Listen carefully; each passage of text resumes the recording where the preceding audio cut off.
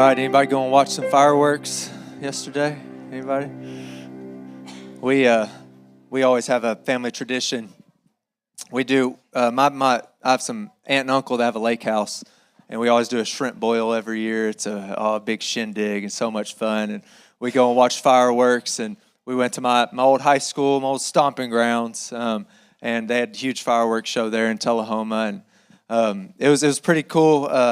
They're playing music, and they have some like patriotic elements throughout with some like inaugural dresses, and then there was the famous line from JFK that spoke, and it's literally the most famous line in any presidential inaugural address to date.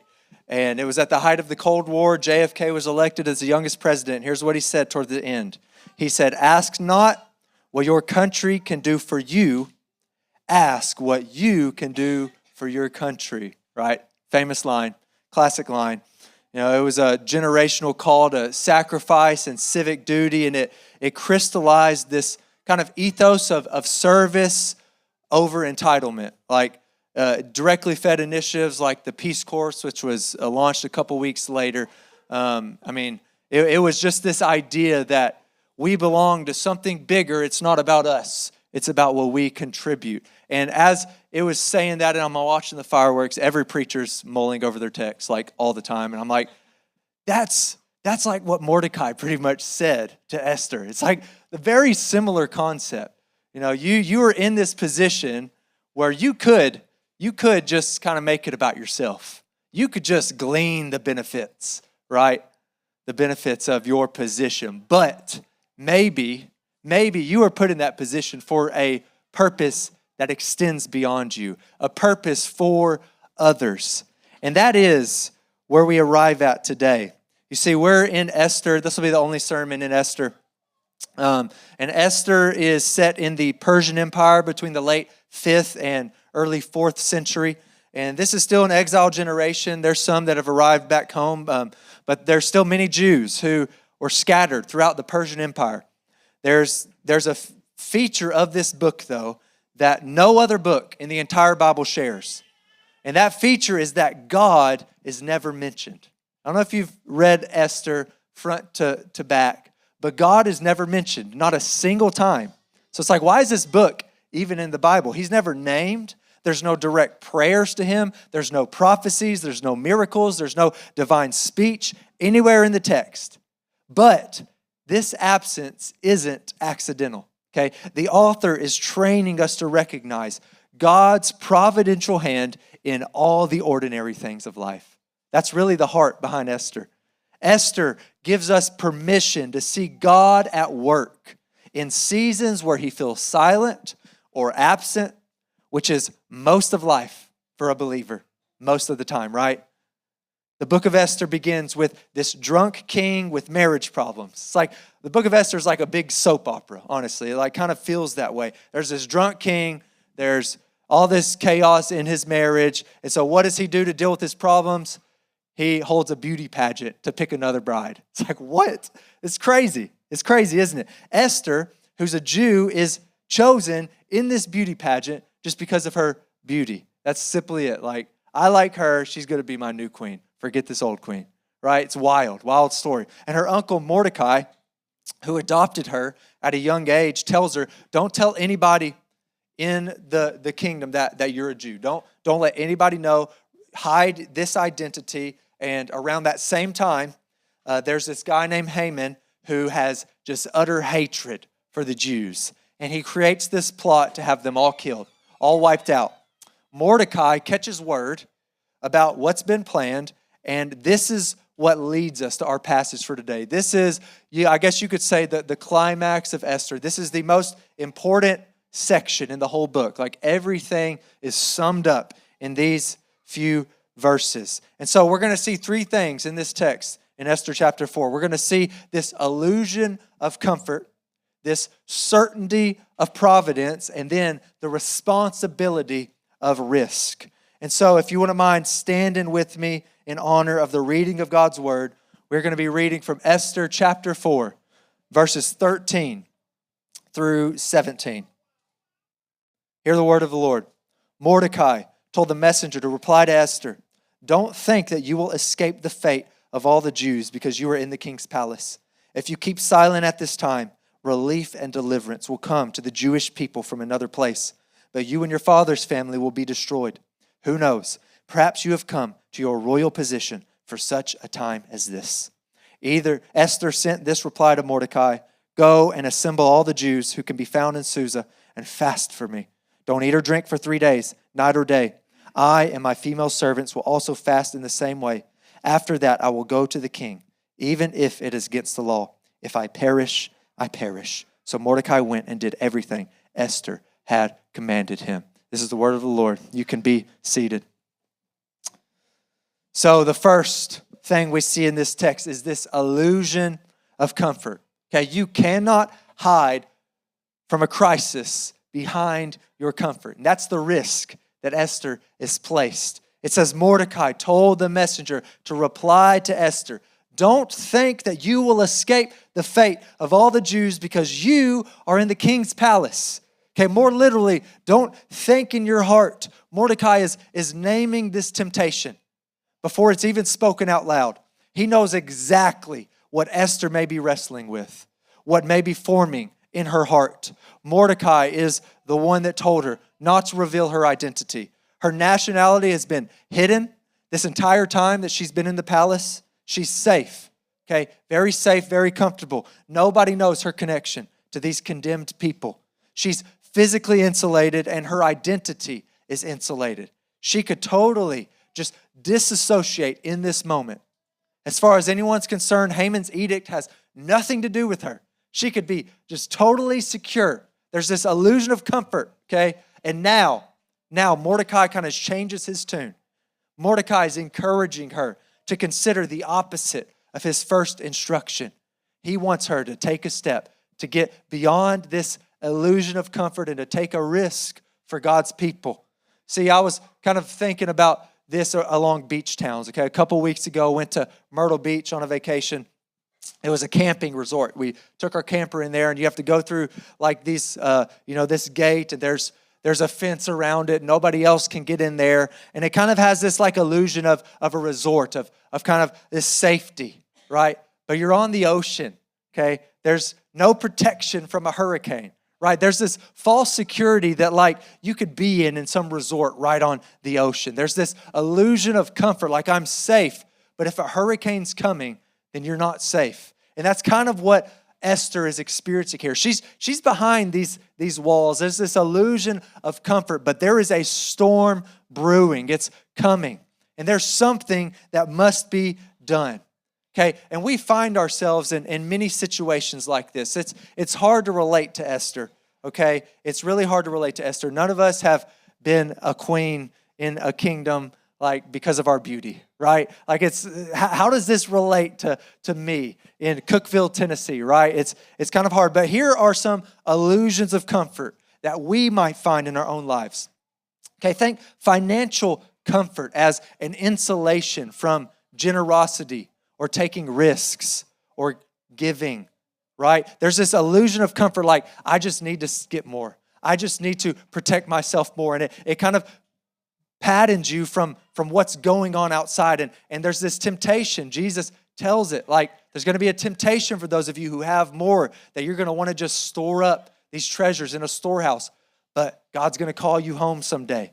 And you're going to have to give an account for what God has given you. There's this illusion of comfort we might find in our possessions. You see, there's doctrinal comfort where we could just be so focused on learning particular intricate truths that we neglect people. And there's no missional urgency where we just debate these fine minutia points of God's sovereignty or various things. And then you just totally neglect the weightier things of the law, like Jesus said, mercy and justice and the mission of God. There's a comfort that comes from intellectual pursuits that we have to guard ourselves from. Church attendance as a substitute for service. You could just come and participate and consume and never actually give. And you're in this service, you're in here and you're like, oh, I'm good, I go to church. But yet you never actually participate. That's an illusion of comfort. Maybe it's trying to stay neutral on cultural and moral issues. to avoid discomfort. That's a comfort. We might find ourselves, I don't want to talk with this about that person because that makes me uncomfortable when there's people dying all around us. Maybe it's physical or geographic distance from suffering. Man, that was my case before I stepped into the care center. I was not face to face with the amount of suffering and brokenness in our community. And it was just because I had no geographic, there was no relation with people like this. And so oftentimes that can put a barrier between us and the issues going on in our community. And we can just isolate ourselves in this place of comfort and say, oh, that's out there. See, this relates to us more than we might realize. We might not be a queen in a castle, but we oftentimes have an illusion of comfort. And there's chaos going on all around us. And we isolate ourselves from the struggles of our world. And so here's a question for you to ponder. What crisis have you been assuming isn't yours to enter? What crisis have you been assuming isn't yours to enter because entering it would cost you the comfort you currently have? That might be where you need to step in. Get behind that, from behind that wall of comfort and step in to where the Lord needs you. You see, comfort can blind us, but an awareness of God's providence helps us see the position we are in right now is for a divine purpose. The certainty of providence. God's purposes will succeed with or without you. Verse 14. If you keep silent at this time, relief and deliverance will come to the Jewish people from another place, but you and your father's family will be destroyed. Who knows? Perhaps you have come to your royal position for such a time as this. Mordecai's trust was in the faithfulness of God, not in the faithfulness of Esther. Okay? He knows that God will not let his people down, even if his people let him down. Okay, and that's a good truth for us to take to heart. This isn't Mordecai just weighing his options and giving Esther a way out. Okay, this is Mordecai doubling down on the truth of God's providence. He is in control. That's the truth. There will be rescue for the Jewish people. Why? Because God has promised it. He has promised to preserve his people. The only open question is whether Esther gets to be a part of that preservation, of that deliverance. That's what he's presenting to her. God will come through with his word. What he says, he does, no matter what, okay? What he says, what he commands, what he promises, always will be accomplished. The question is, will you join him? There will be rescue for the Jewish people. Why? Because God promised it. It's interesting, as I've noted, that God is not explicitly mentioned here. He doesn't say God will act, okay, but it's obvious, right, that this is a theological confession. This is intentional. The author is training us as readers to see God's hand in providence. Okay, really, that's the entire literary strategy of Esther. It's what this book is all about. See God in the ordinary things of life. But what is the source? What is the source of Mordecai's confidence? It's God's covenant. Okay, in Genesis 12:3, God made a covenant with Abraham and his offspring. And he said that he will be as numerous as the stars in the sky. And God will not break this covenant. We had a sermon on that. Remember the splitting of the animals. God walking through that. He was the only one in that covenant. It was not contingent on anybody else. God was going to uphold that covenant no matter what. And Mordecai is resting in that promise. And I love that phrase. He says, who knows? Who knows? It's open-ended. It's not a promise. It's not a prophecy. It's an invitation for Esther to see purpose in her position. And that's how all of us need to view our lives. See purpose in whatever position God has you in, as a dad, as a mom, as an employee, as an employer. Wherever you are at, whatever station of life you find yourself in, you are there for a purpose. God is sovereign over that. He has placed you in that position. You have a purpose in your position, and that's the invitation. See, the plan isn't mapped out for her. It's not mapped out for her, but she should be able to look in the rear view and see that God has been orchestrating every single event up to this moment, right? If you read Esther, it's just like one coincidence after another. But there's no such thing as coincidence, okay? God is sovereign over all. this highlights a couple things. This highlights who she is. She's a Jewish woman with covenant loyalty. It highlights where she is. She's inside the king's palace of all places, the only Jew, and it recognizes what time it is, the exact moment that a decree threatens everything. I mean, there is no coincidence in this book at all. God is orchestrating it all. See, in the early 1500s, there were a couple events occurring simultaneously that changed the world. First, the printing press was being invented by Johannes Gutenberg. We all know the Gutenberg printing press, okay? That was in the 1500s. We got this nerd in his little shacked up, just doing his engineering things, all right? I love my nerd engineers out there. We need you in this world, all right? We need you.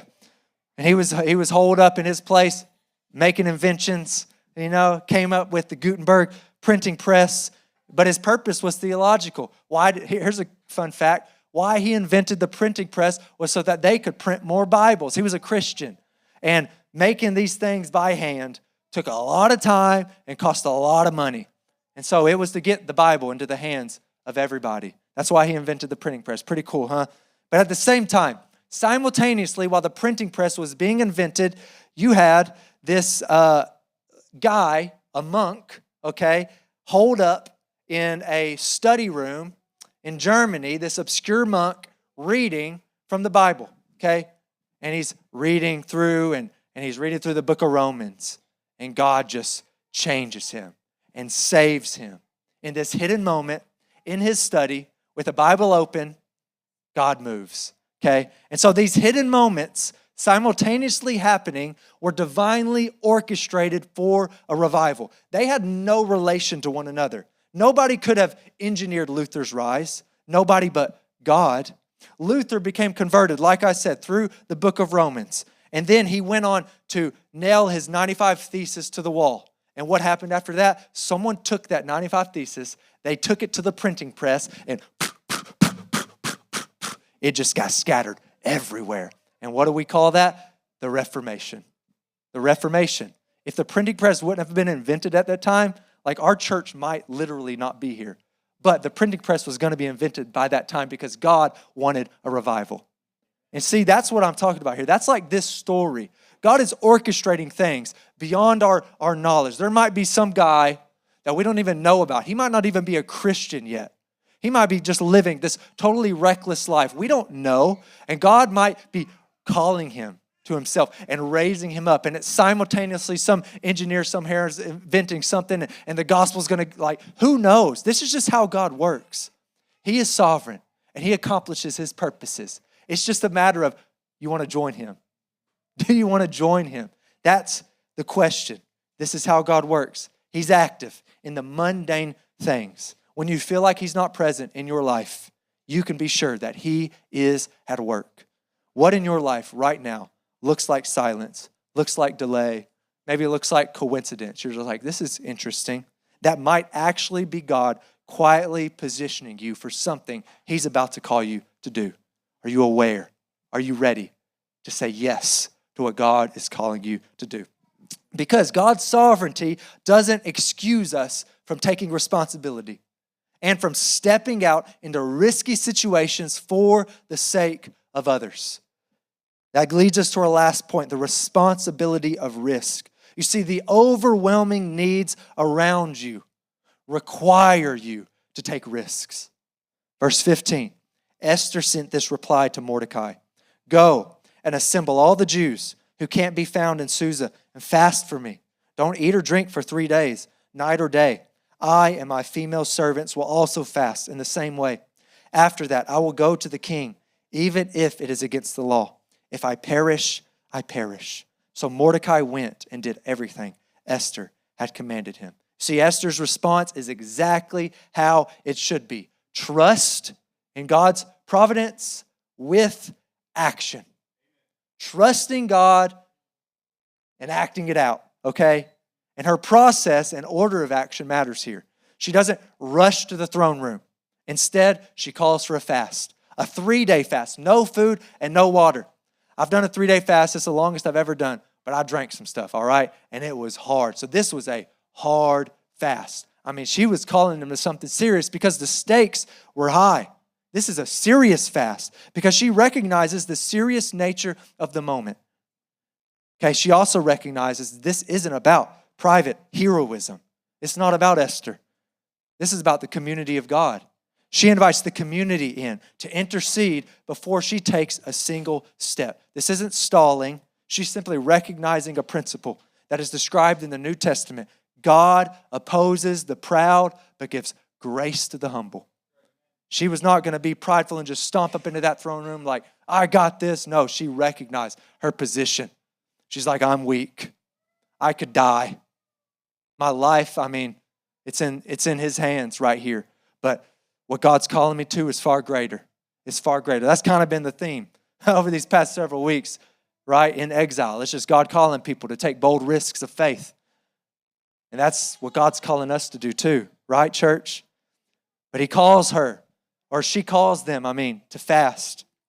You see, this purpose of this fast was not a means to twist God's arm, but to reform their hearts. That's the purpose of fasting, is to reform your heart. It's not to get something from God. It's to make you aware of your weaknesses. That's what fasting does. It puts you in front of a mirror and you recognize how dependent you are on the things of this world.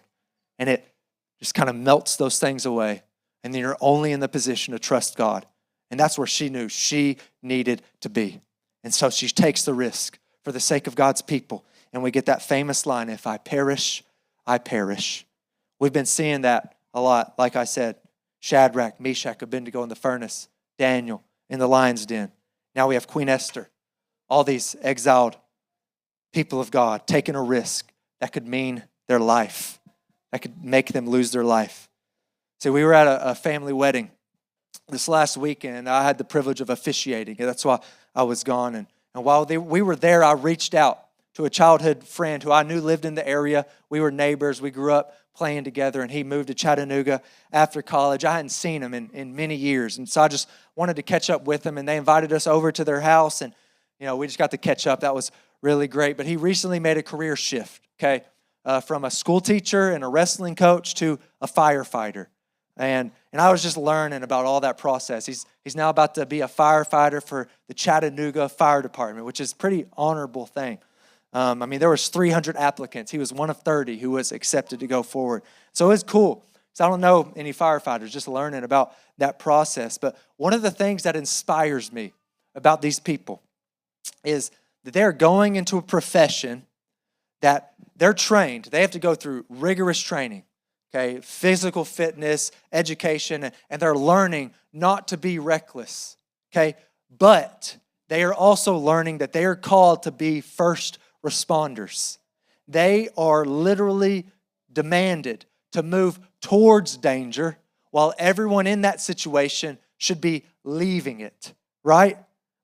That's what a firefighter does. They are called to go towards the heat, to step into that. Why? To save people. To save people. That's what a firefighter does. And that is the picture of Esther. She's like a firefighter here. See, a fire is coming. It is literally about to wipe out all of God's people there. And so Mordecai is asking her, will you put on the gear? You're the only one that has access to the gear. Will you grab the hose? You're the only one. You're in the position. You've got it. It's right there. Are you willing to run to the flames for sake of God's people? And she does. And ultimately, this is our call to action too. We could apply this in so many ways. The easiest one for me is just evangelism, right? There's so many lost people. Are you willing to run towards the darkness, to try to bring the light where people are just so lost? It's so needed. But I also think about Proverbs 24, verse 10 through 12. If you do nothing in a difficult time, your strength is limited. Rescue those being taken off to death and save those stumbling towards slaughter. If you say, but we didn't know about this, won't he who weighs hearts consider it?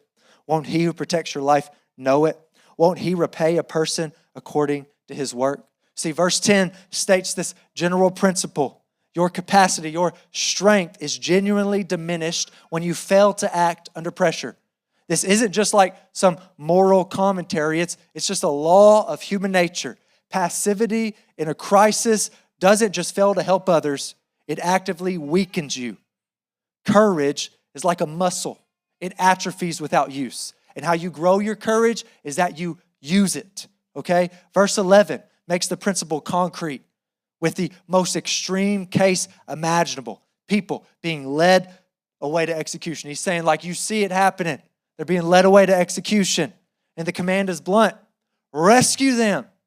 Rescue them. This is the difficult time that he's talking about. In verse 10, take it to just its strongest conclusion. I mean, that's our day and age. Do you know what abortion is? We have more abortions in Tennessee now than we ever have in the history of Tennessee. They're going to slaughter. It's like, are we willing to step in and do something about that? That's what's being communicated here. And we can apply that in so many different veins. Verse 12 anticipates and it demolishes the obvious excuse. But we didn't know. We didn't know. So I'm not accountable, God. I didn't know. He's saying it's not an excuse. It's not good enough.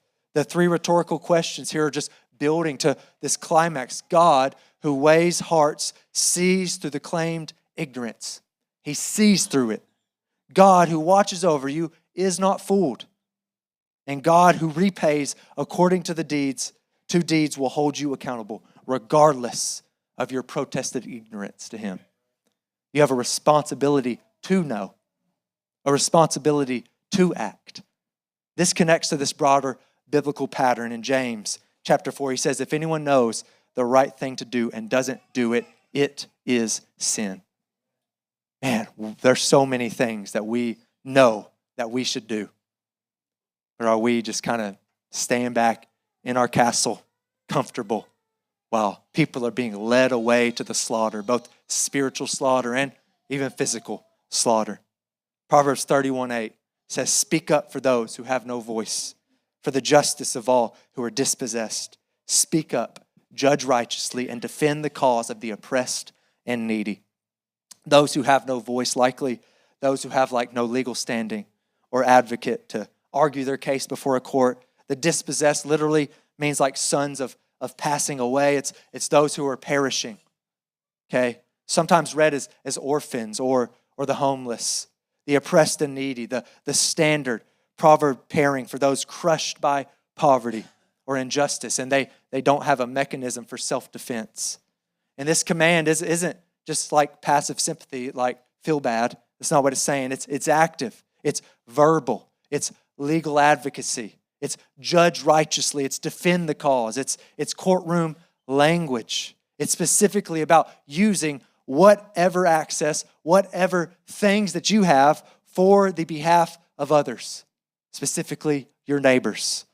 This is a direct challenge to anyone in here who has any type of influence, any type of position, any type of platform, any type of wealth, any type of proximity to power, to use that to make a dent in our community for the good. For the good. Man, there is so much need. Like I'm literally overwhelmed. I've been in the care center for about 2 months now. And like I said, I felt desensitized to the actual struggles of our community. I have people that come in, sit at my desk, and it's gruesome. I mean, Mike Wells could tell you the things that people go through right next door to us as children, things that I wouldn't even utter in this pulpit. Women running away from domestic violence is so rampant. Like I had no idea how much of a problem that was in our community. The amount of just substance abuse, it is just overwhelming. It's like, man, there's so many problems in our community. Are we willing to do something about it? That's the heart behind this. That's the heart behind this calling. It's like, rise up, get out of that comfortable zone that you're in and make an impact in Cookeville. Make an impact in our community.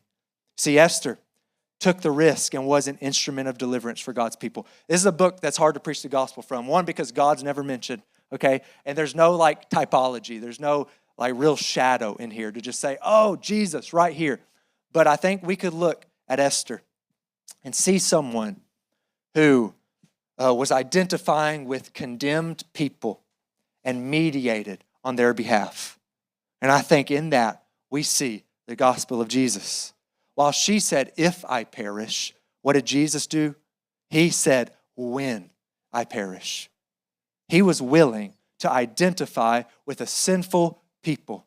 Not just sinful, but people who were in active rebellion against him, his enemies. And he mediated on their behalf for their salvation. That is what Christ has done for us, church.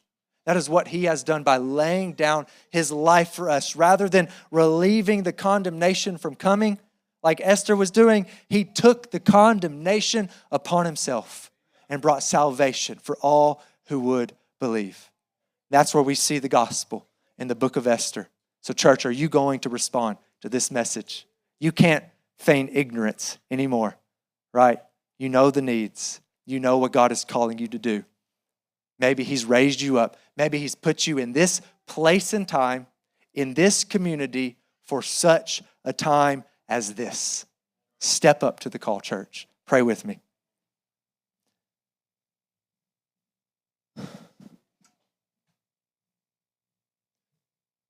God, it is overwhelming to look out into the world and just see how much sin there is, how much brokenness there is, and feel helpless. I mean, I feel that, God. I honestly feel helpless. Like, what can I even do? But God, we can't use that as an excuse to do nothing. We've got to do something. So God, please help us. Please just make it obvious to every single person in this room what you are calling them to do to make an impact in this community. Lord, you have placed us here. We know, like, you are the one who gives life. We didn't choose to be born in this century. We didn't choose to be alive at this time. That was from you. You decided to bring us here. You decided to give us breath in our lungs. You've decided to sustain our life. Death is in your hands, God, and none of us are in here are dead because you want us to be alive for some reason. And so, God, help us to see that reason. Help us to realize what you have called us to, for what time, for what positions you've placed it in. Help us to realize, like, what do you want us to do in the places where we find ourselves, whether that's the workplace, whether that's our home, whether that's our neighborhood. I know it's overwhelming, but please just reveal to these people their calling, Lord. We all want to know. We all just want to serve you, God. We want to bring you glory, and we want to make a dent in this community for the sake of our neighbors and for your name to be known. Please accomplish that through us, Lord Jesus. Amen.